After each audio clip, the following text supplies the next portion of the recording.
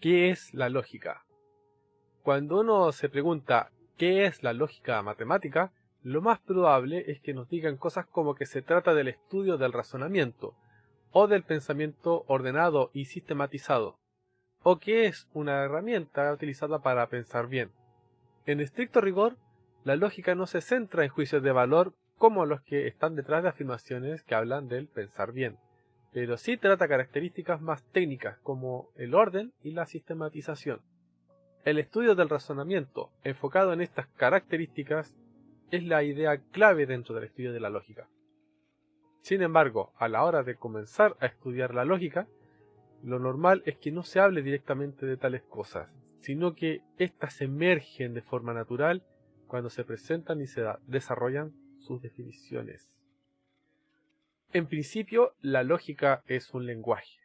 La lógica es un lenguaje que posee las características necesarias para realizar inferencias válidas, es decir, la capacidad de obtener expresiones verdaderas a partir de la verdad de otras previas. Pero por sí misma, la lógica no define qué es la verdad. Es importante recalcar siempre que la lógica no es una teoría de la verdad. La lógica es un lenguaje, pero a diferencia de los lenguajes que utilizamos para conversar, como el español o el chino, la lógica es un lenguaje artificial que posee una sintaxis definida con precisión, y esta sintaxis está diseñada para lidiar con razonamientos. La lógica es un lenguaje formal. Un lenguaje formal es un tipo artificial de lenguaje que se caracteriza por tener una sintaxis extremadamente rígida. Uno de los propósitos por el que se crea este tipo de lenguajes es para evadir las imprecisiones y las paradojas que emergen del lenguaje usual. Se sacrifica la flexibilidad y la riqueza expresiva del lenguaje usual con el objetivo de obtener la precisión de un lenguaje formal. Los lenguajes usuales ya poseen por su cuenta todo lo necesario para realizar deducciones. Lo hacemos todo el tiempo cuando decimos cosas como: si sabemos que aquello ocurre porque pasa esto, y dado que esto está pasando, entonces lo que ocurre es aquello. El problema con los lenguajes usuales es que su capacidad expresiva es tan vasta y compleja que es difícil de prevenir, sin que el lenguaje lo advierta, la aparición de paradojas, sin importar de qué trate el tema del que se esté hablando. Veamos algunos ejemplos de paradojas. Donde más nos interesa evitar paradojas es en los razonamientos matemáticos. Y en matemáticas es muy fácil cometer errores solo por intuir un resultado. Veamos algunos casos. Tenemos la paradoja autorreferente de Berry. Esta dice así: sea n el menor natural que no se puede representar con menos de 20 palabras. Notemos que esta afirmación, que habla de un natural muy concreto, el natural más pequeño, que no se puede escribir con menos de 20 palabras, en realidad es una cosa engañosa. Si examinamos tal definición, notaremos que ella misma está representada en menos de 20 palabras.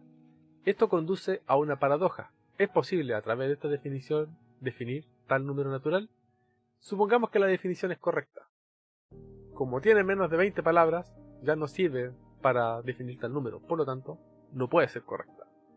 Si suponemos que la definición no es correcta, entonces no define al natural más pequeño que puede escribirse con menos de 20 palabras. Pero esto es contrario a lo que establece la definición. Sea cual sea el camino que se tome, llegaremos a una contradicción, lo que implica que la definición es correcta e incorrecta al mismo tiempo. Una contradicción. Este problema ocurre porque el lenguaje usual es lo suficientemente flexible como para representar estas cosas sin que el propio lenguaje lo advierta. En el lenguaje usual, la definición que se ha dado está perfectamente bien escrita, no hay errores de sintaxis. En cambio, en un lenguaje formal bien constituido, la sintaxis impide escribir este tipo de cosas. Veamos ahora la paradoja del barbero, la paradoja de Russell. En un pueblo hay un único barbero, y este por mandato divino solo puede afectar a las personas que no pueden afectarse a sí mismas. ¿Puede el barbero afectarse a sí mismo? Si se afecta a sí mismo, contradice el mandato divino. Solamente puede afectar a las personas que no pueden afectarse a sí mismas. Por el paso anterior, el barbero no puede afectarse, porque él tiene la capacidad de hacerlo, se lo debe hacer. Por lo tanto, por mandato divino, debería poder hacerlo. O sea, debería hacerlo. Y esto nos lleva al paso anterior. O sea, tiene que afectarse a sí mismo, como se puede afectar a sí mismo, ya no puede, y así, sucesivamente. Estos son ejemplos de expresiones sintácticamente correctas en español, pero que matemáticamente no están bien formuladas, y lo que queremos es librarnos de estos problemas. Para lograrlo, reducimos el lenguaje hasta quedarnos con lo esencial, sacrificamos todo el poder expresivo a cambio de precisión. La lógica sacrifica el poder expresivo de los lenguajes usuales a cambio de precisión. Esa es la idea central detrás de la lógica simbólica.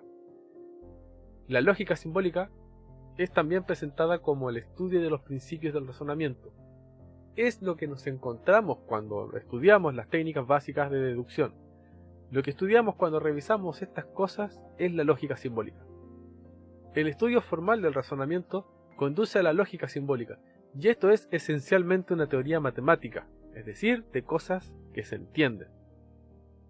El estudio de la lógica simbólica forma parte de uno de los pilares fundamentales de la matemática. Los 4 pilares fundamentales de la matemática son la teoría de la demostración, la teoría de la computación, la teoría de modelos y la teoría de conjuntos. En la teoría de la demostración se estudian las técnicas de deducción. En la de computación se estudian los conceptos de algoritmo, la calculabilidad y la complejidad computacional. En la teoría de modelos se estudian las asignaciones de valores de verdad y los modelos semánticos. Y en la teoría de conjuntos es donde se estudian los conjuntos y sus formulaciones axiomáticas, presentes en toda la matemática. Es extremadamente difícil estudiar cada uno de estos pilares en profundidad sin tocar en alguna parte algún tema de los otros 3 pilares. Los estudios de estos pilares normalmente están entremezclados. Cuando preguntamos ¿qué es la lógica matemática?, lo normal es que terminemos contestando a esta pregunta con una combinación de estudios que se mueven entre estos 4 pilares.